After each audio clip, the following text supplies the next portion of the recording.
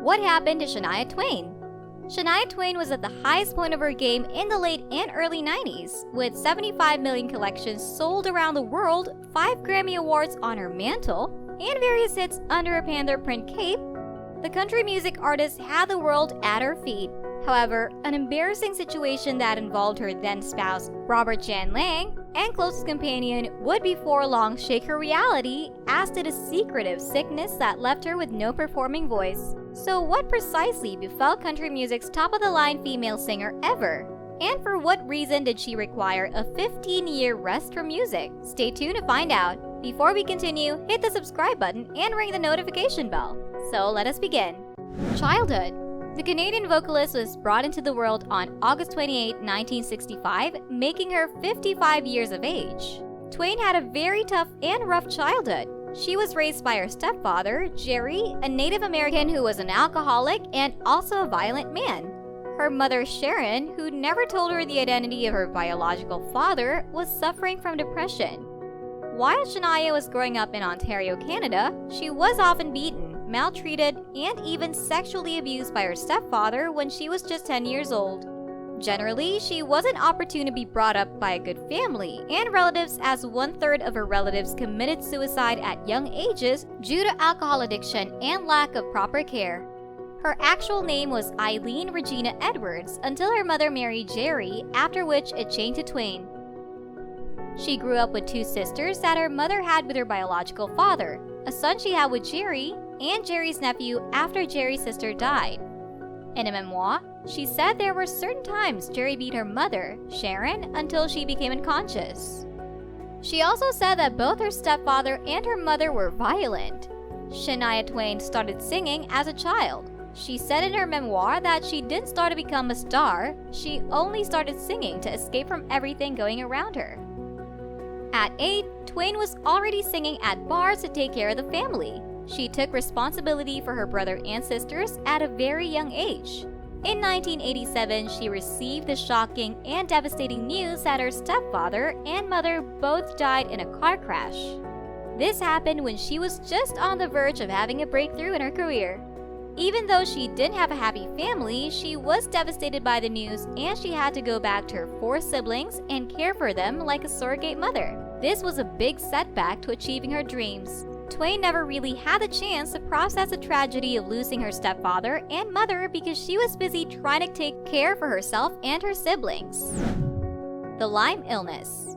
The award-winning artist finally discovered she had Lyme illness in 2010. Twain uncovered that she had gotten the bacterial disease after being bitten by a tick during her horseback riding in Virginia in 2003. This sickness started having a huge effect on her during Up Tour, and the impact on her health was prompt. The artist endured dizzy spells and nearly tumbled off the stage each night, and she additionally nearly lost her capacity to sing. At a UK daytime show, Loose Women, she mentioned that it was not easy finding out what was wrong with her voice, as it took several years to get to the end of it.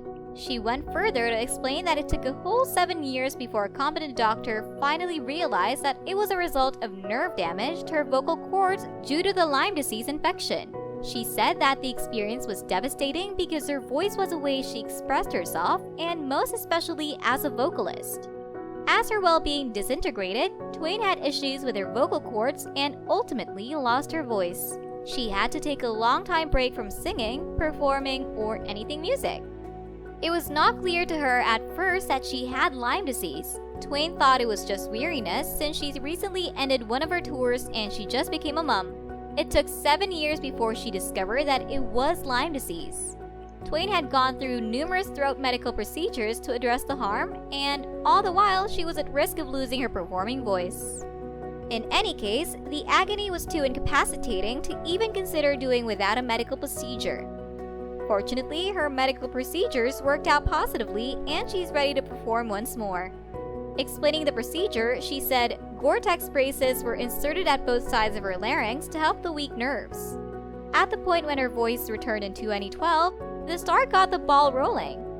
Twain started her 2-year Shania Still the One residency in Las Vegas, performing 105 shows within the Coliseum at Caesar's Castle. In 2015, she embarked on a tour she named Rock This Country Tour. Former relationship. In 1993, Shania got married to Robert John "Mutt" Lange. Robert Lange, the South African record maker and lyricist, was behind a portion of Twain's greatest hits, including "You're Still the One," "From This Moment On," and "Man, I Feel Like a Woman." They settled down as a family within the Swiss town of Corsu, overlooking Lake Geneva. A year after, in 2000, they welcomed their son, whom they named Ija. Things became sour in the relationship of 14 years when Twain discovered that Lange was having an extramarital affair with whom she called her best friend, Marie-Anne Thibaud. This happened in 2008. Thibaud was hired to look after their 46-room Swiss chateau. However, Twain took Marie-Anne as not just an assistant, but also a best friend and confidant. The two were of the same age, had the same interests, and even got pregnant at the same time. Twain, considering the scandal, wrote this in her 2011 memoir, From This Moment On. For the first week after finding out about the affair, I was ready to die, to visit bed forever and never awaken, or to harm someone. I was ready to do something desperate, but in reality, there was nothing to do but to suffer through it. I was disgusted that another woman's lust for a lifestyle upgrade was worth the devastation of my family. Twain and Lange finally finalized their divorce 2 years after the whole cheating scandal started. This happened in 2010. Lange stayed with Marie-Anne, and they are still together and living within the same area in Swiss town as Twain and her current husband. Current relationship.